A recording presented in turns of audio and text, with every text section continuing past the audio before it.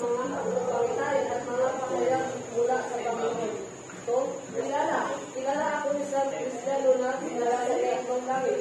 Dahil 4 na taon na ang nakalipas. Hindi ko lang napiyak kung ito'y isang pangitain lamang o tunay na pangyayari. Ang Diyos lamang ang nakakaalam. 3. Inuulit ko siya dinala sa paraiso at tulad ng sabi ko, ang Diyos lamang ang nakakaalam kung ito ay isang pangitain o tunay na pangyayari. 4. Nakarinig siya roon ng mga bagay na di kaya ilarawan ng salita at hindi kasi inuman. 5.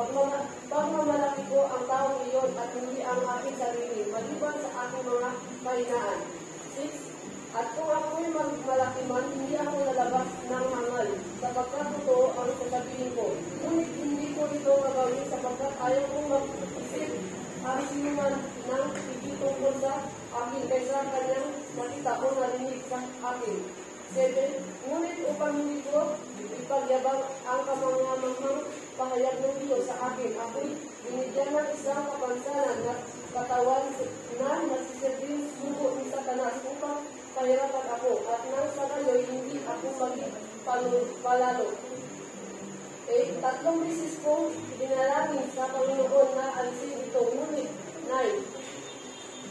Ganito ang kanyang sagot, ang pagpapala ko ay sapat sa lahat ng pangangailangan mo. Lalong nahahayag ang aking kapangyarihan kung ikaw ay mahina, kaya buong galak kong ipagmamalaki ang aking mga kahinaan upang lalo kung madama ang kapangyarihan ni Kristo.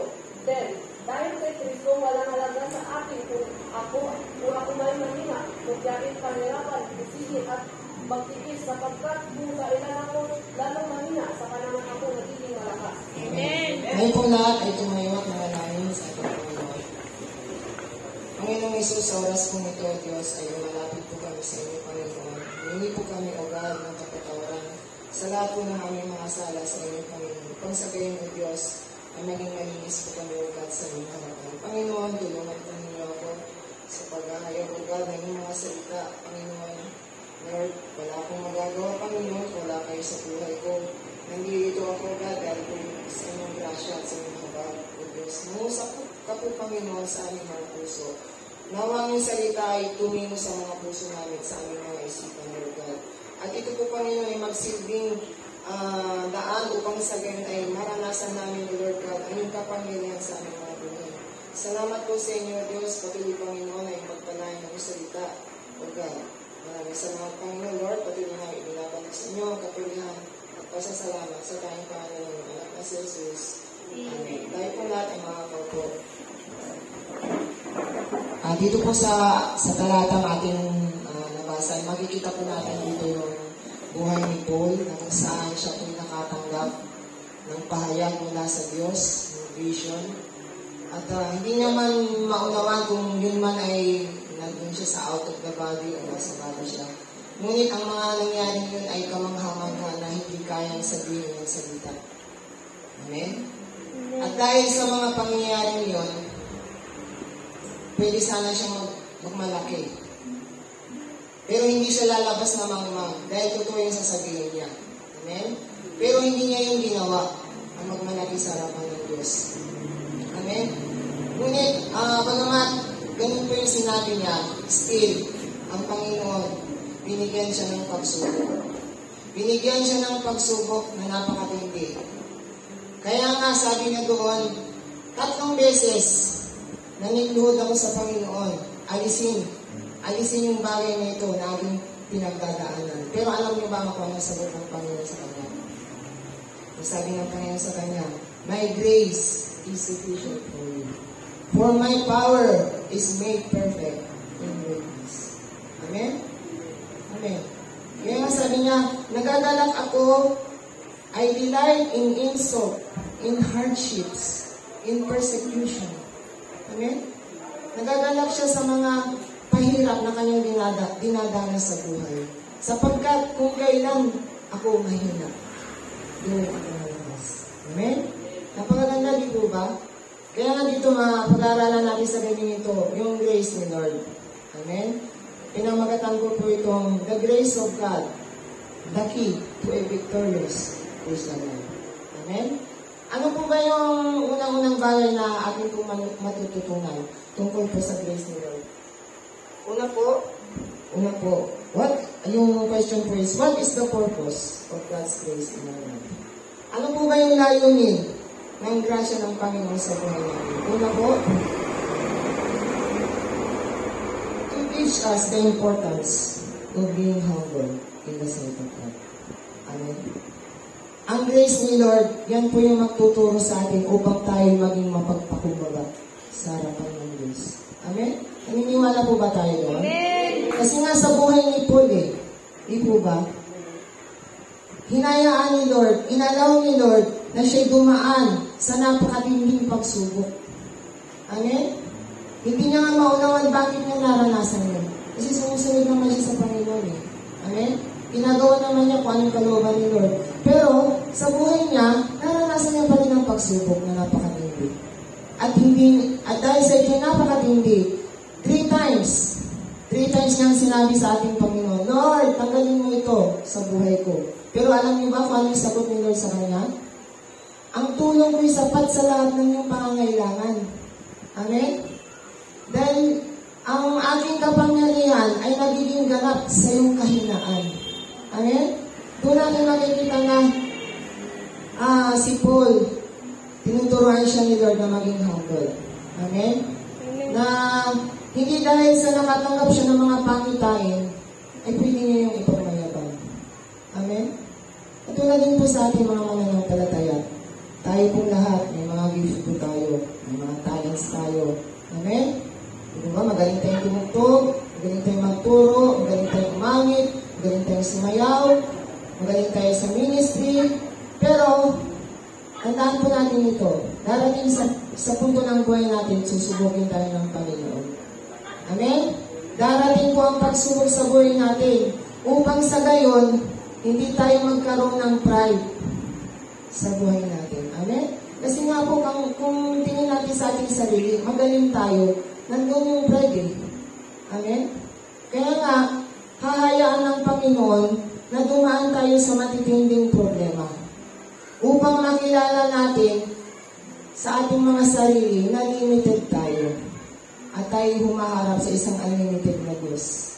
Amen? Amen. Dahil tayo, sa totoo lang po, ang ating lakas ay limited.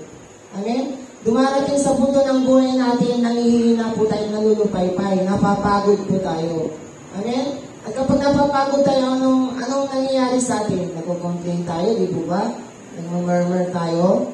Kasi nga, pagod na tayo Pero hindi natin alam, dahil sa ating pagmumurmur, pinabaliwala natin yung grace ni Lord sa buhay natin. Na nandyan ang Diyos na tutulong sa atin sa gitna ng problema. Pero bakit ang nangyayari, nagmumurmur tayo kapag may problema tayo? Amen?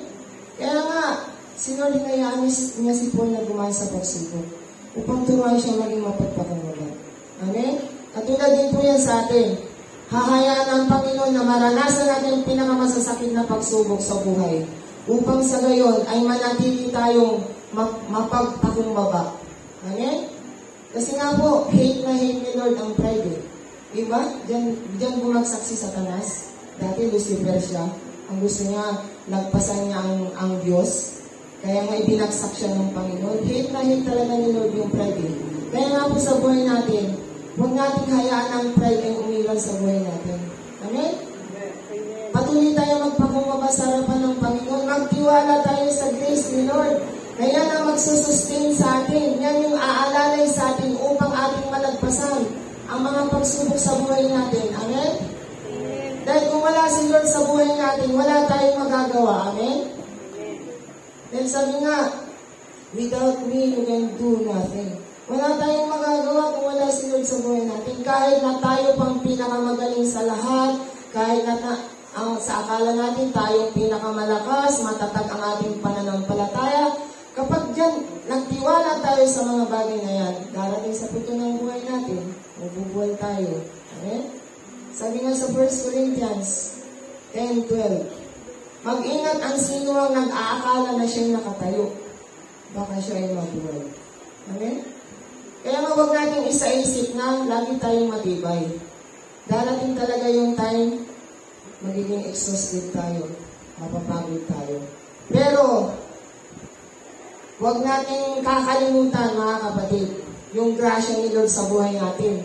Sabi nga sa awit, di ba?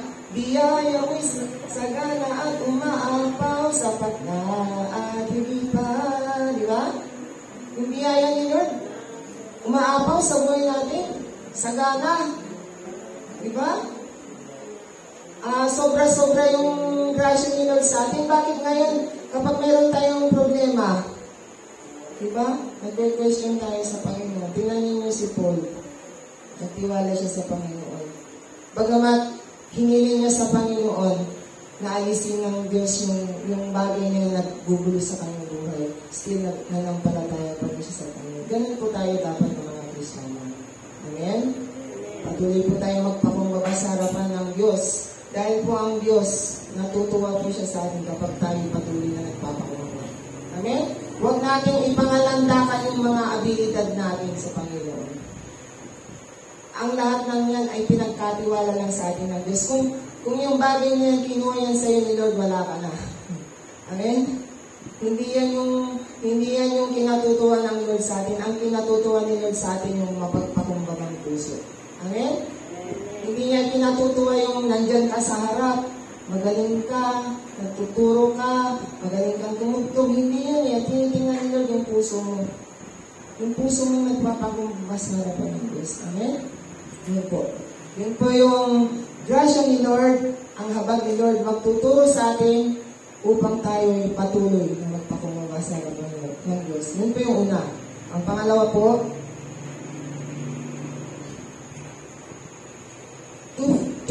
to teach us to fully trust God in times of pain and suffering. Ang grasya ni Lord yan ang magtuturo sa atin na patuloy tayo magtiwala sa Diyos sa gitna ng pagsubok. Amen? Kasi nga po, kung patuloy tayo magtitiwala sa Panginoon, sa Kanyang habag at sa Kanyang biyaya, yan yung tutulong sa atin para malagpasan natin ang pagsubok. Amen? Kung sa sarili natin lakas, hindi natin kakayanin. Kung sa sarili natin kakayanan, hindi natin kakayanin malagpasan ang mga problema sa buhay natin. Pero, ito mga kapatid, kung nandyan si Lord kasama natin, tayo higit pa sa mapagtagumpay. Diba sabi nga sa salita ng Diyos, we are more than conquerors in Christ Jesus. Higit pa tayo sa mapagtagumpay. Kung patuloy tayo magtitiwala sa Panginoon, amen, sa kanyang grasya at habag. Amen? Amen po ba? Amen! Kaya nga po, kailangan po natin magtiwala lagi sa Panginoon. Na kahit may mga pagsubok na dumarating sa buhay natin, katulad nga kay Paul, kahit na gaano kasakit o kahirap o katindi na mga problema pinagdadaanan natin, huwag po tayong susuko. Amen? Amen! Magpatuloy po tayo sa Panginoon sapagkat tayo pong lahat meron tayong goal sa buhay natin bilang Kristiyano. Merong papagawa si Lord sa atin, bagamat ito'y iba-iba. Dahil iba-iba tayo ng mga gifting. Merong siyang ipapagawa sa atin na kung saan kinakailangan natin itong matapos sa buhay natin. Paano natin matatapos yung pinapagawa ni Lord sa atin kung sa konting problema lang isumusuko na po tayo? Amen? Kaya nga po huwag po tayong sumuko, mga kapatid. Amen? Sa gitna po ng problema at pagsubok, magtiwala tayo sa grasya ni Lord, sa habag niya. Na kapag nandiyan ang pagsubok sa buhay natin, maaasahan natin ang kanyang lakas. Amen? Ang sabi ng Philippians 4:13, I can do all things through Christ who strengthens me. Napakalino mga kapatid. Hindi mo magagawa ang lahat ng bagay dahil kay Kristo. Hindi sinabi doon na I can do all things because I am intelligent, because I am an expert. Hindi ganun eh. I can do all things through Christ. Si Christ ang talagang susi para maging matagumpay tayo sa buhay na ito. Amen? Amen! Amen. At ang number 3 po is,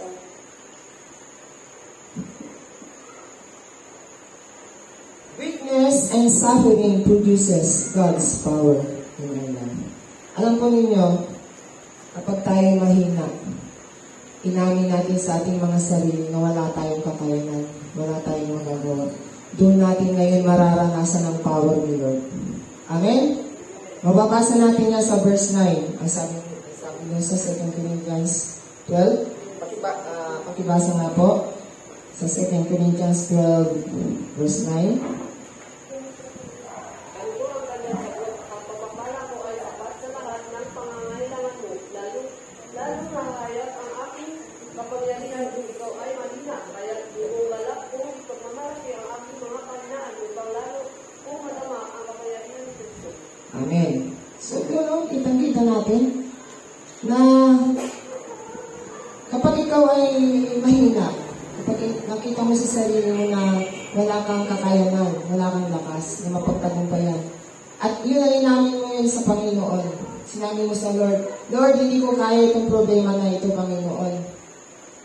Lord, hindi ko kayang malagpasan dito, Panginoon, ang problema na ito. Sa iyo ako umaasa, Panginoon. At kapag sinabi natin yan sa Panginoon, doon natin mararanasan ang power ng Lord sa buhay natin. Amen? Naniniwala po ba tayo doon? Amen.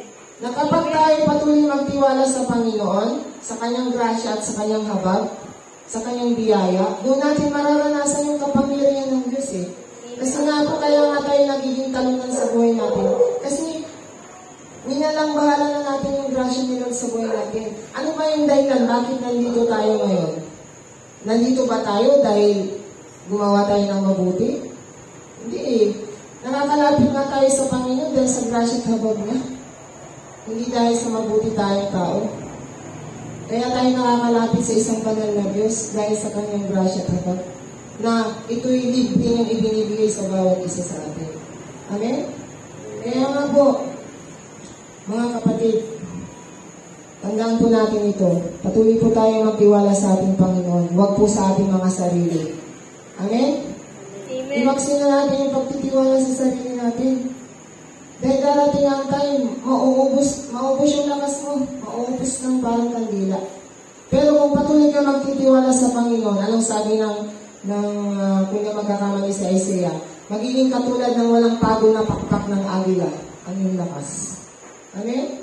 Dahil patuloy ka nagtitiwala sa Diyos eh. Yun lang yung susi, mga kapatid. Tingnan niyo si Paul.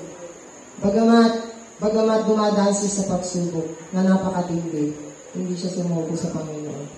Tinanggap niya kung ano man yung tugon ng Diyos sa kanyang panalangin. Amen? Amen. At ang pangapat po, ang biyaya ng Diyos ay nagtuturo sa atin na tanggapin ng maluwag sa ating puso kung ano man yung tugon ng Diyos sa panalangin natin. Diba? Makikita natin yun sa buhay ni Paul. Na siya'y humiling sa Diyos, sabi niya, Lord, alisin mo itong paghihirap na ito sa buhay ko. Panginoon, nahihirapan na ako, hindi ko na ito kaya, Lord. 3 beses yan, mga kapatid. He pleaded, sabi niya, grabe, nagsumamo talaga siya sa Panginoon, hindi ko na talaga kaya ito, Panginoon. Pero alam niyo ba kung anong sagot ni Lord sa kanya? My grace is sufficient for you. Yun yung kailangan mo sa buhay mo, yung grace ni Lord, para maging matagumpay ka. Amen? Dahil for my power is made perfect in weakness. Doon mo mararanasan ang kapangyarihan ng Diyos kung mahina ka. Pero kung iniisip mo, kapatid, na malakas ka, tandaan mo ito, hindi mo maranasan yung power ni Lord sa buhay mo. Kasi nandun yung pagmamataas.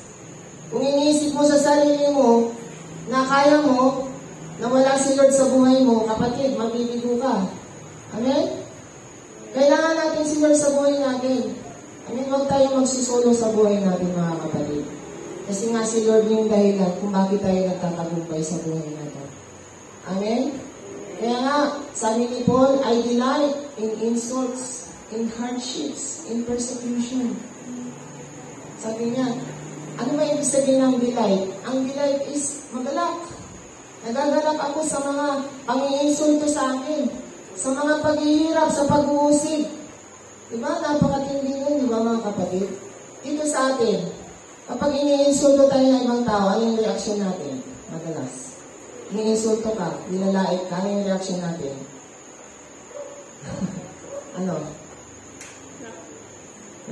Nag-fight back ba tayo? Nag-murmur ba tayo? Diba? Kasi minsan umiiral yung pagiging tao natin hindi pagiging Kristiyano sa mga panahon ng pagsubok. Diba? Kapag pinapahirapan tayo, nilalait tayo, inusig tayo, ano yung nagiging reaksyon natin? Negative. Diba? Madalas ganun. Pero sabi ni Paul, I delight in insult, in hardship, in persecution. Natutuwa siya na siya dumadanas ng pang-iinsulto ng tao. Natutuwa siya na siya naghihirap, na siya inuusig ng mga tao. Amen? Ganun din po tayo mga kapatid. Huwag tayong malulungkot kapag tayo ay inuusig ng tao. O tayo nilalait o pinagsasabihin ng mga bagay-bagay na negatibo. Basta't alam natin na nasa tama tayo, magpatuloy lamang tayo sa paggawa. Amen? Kung alam natin na tamang ating ginagawa, ituloy natin yan kapatid kahit na ano pang sabihin ng ibang tao, ipagpatuloy natin yung mga ginagawa natin para sa Panginoon. Amen? Then nakikita yan ng Lord sa buhay natin, ang ating mga ginagawa para sa Kanya. Kapag ginagawa natin ito ng taos sa puso, makakatanggap po tayo ng gantimpala. Amen? Kaya nga sabi ni Paul, kaya siya nagdi-delight sa mga insult in hardship. Kasi sabi niya, kung kailan ako mahina, doon ako malakas. Paano po nangyari yun? Na kung kailan ka mahina, doon ka malakas. Kasi nga po, kung ikaw sa sarili mo, feeling mo malakas ka, matatag ka, matibay ka, hindi ka lalakas, kapatid. Tandaan natin ito. Kasi nandun yung pride Kasi feeling mo, matatag ka ng Kristiyano. Matibay ka na. Hindi ka na naapektuhan ng problema. Kaya paano mo mararanasan yung power ni Lord? Kaya nga sabi ni Paul, natutuwa siya na siya iniinsulto, pinapahirapan, inuusig, kasi nga alam niya na sa pamamagitan ng mga bagay na yun, doon siya lalakas. Amen? Naunawaan ko ba natin yun? Na yung mga bagay pangyayari sa buhay natin, bagamat ito yung nagpapahirap sa atin, yan ang magiging daan upang tayo lumakas sa harapan ng Diyos. Basta't patuloy lamang tayo magtiwala sa Panginoon at sa grasya at habag niya, alam natin, magiging matagumpay po tayo bilang Kristiyano. Amen? Yan po yung kailangan natin sa buhay natin sa panahon ito, mga kapatid. Lalo na malapit nang dumating ang Panginoon. Amen? Kasi nga po, huwag na po tayong magpa-relax-relax pa sa Panginoon. Dahil alam natin malapit na siyang dumating. Ang kailangan lamang po natin gawin, patuloy tayong magtiwala sa Diyos. Amen? Magtiwala tayo sa habag niya, sa kanyang grasya, sa kanyang lakas. Upang sa gayon, yan po yung magsusustain sa atin. Yan yung aalalay sa atin upang natin maabot kung ano yung gusto ng Diyos sa buhay natin. Amen? Tanggalin na natin yung mga pagtitiwala niya sa sarili natin. Amen? Huwag tayong mag-focus sa mga sarili nating kakayanan. Dahil ang lahat ng ating kakayanan ay limitado. Amen? Kailangan natin i-focus yung sarili natin sa Diyos. Sa kung ano ang magagawa ng Diyos sa buhay natin. Amen? Upang maranasan natin ang power ng Diyos sa buhay natin. Kasi po, alam niyo, yung power ng Diyos sa atin, minsan parang wala kasi dami-dami nating problema. Kapag may mga problema tayo, wala na. Nanilupay-pay na tayo, nangihingi na tayo. Nasaan na ang power ni Lord sa buhay natin? Amen? Diba? Diba ba? Nasaan na ang power ni Lord kung ikaw may problema tapos nagmumukmuk ka, hindi ka na makapag-pray, hindi ka na makapag-worship, hindi ka na makapagbasa ng salita ng Diyos. So, nasaan na yung power ni Lord doon? Nasaan na yung grace? Yung kanyang habag, yung kanyang biyaya. Pero kung tayo, mga kapatid, kahit na anumang pagsubok na dumating sa atin, kahit gaano katitindi yan, kapatid, kung patuloy tayong aasa sa Panginoon at magtitiwala sa kanyang habag at biyaya, maaasahan natin ang lakas na nagmumula sa Panginoon na siyang tutulong sa atin upang tayo ay maging matagumpay. Amen? Nais po ba natin maging matagumpay? Amen. Sa ating pamumuhay bilang Kristiyano? Amen. Patuloy niya magtiwala sa Diyos. Amen? Tanggalin na natin yung pagtitiwala sa sarili, mga kapatid. Patuloy tayong umasa sa habag ng Panginoon. Dahil yan ang tutulong sa atin. Sa ating buhay bilang isang Kristiyano. Amen? Amen. Tayo pong lahat ay tumayo at manalangin po tayo para sa salita ng Diyos. Panginoon, sa oras mong ito, O Diyos, ay patuloy po kami nagpapasalamat sa inyo, Lord God, na aming po napakinggan na yung salita, Panginoon, kung gaano kahalaga ang iyong habag sa aming mga buhay, O God. Na Lord Jesus, ito po, Panginoon, ang siyang tutulong sa amin upang kami maging matagumpay sa buhay na ito, Panginoon. Na Lord God, hindi po namin, Panginoon, kayang gawin, O God, na maging matagumpay. Bagkus, ang iyong grasya lamang, Panginoon, ang tutulong sa amin, O God, upang kami maging matagumpay sa buhay na ito, O God. Maraming salamat po sa inyong mga salita, O Diyos. Nawag yung salita ay tumingin sa puso namin sa aming mga isipan, Lord. At patuloy po namin itong may sapamuhay, O God.